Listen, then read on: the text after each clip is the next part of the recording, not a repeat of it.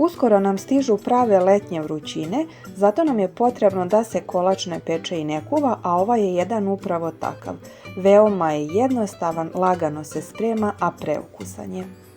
Sve što je potrebno je da u 500 ml mlijeka dodamo 200 g šećera u prahu, zatim dodamo 2 kesice vanilin šećera i dodamo 500 ml slatke pavlake.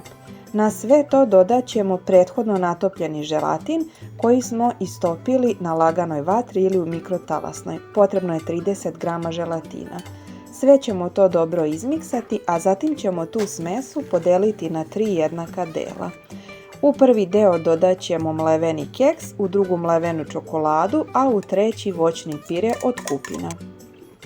Slaže se tako što donji sloj sastoji se od mlevenog keksa, na njega stavljamo sloj od kupina, a na njega stavljamo sloj od čokolade.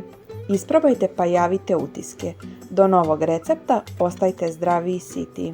Prijatno!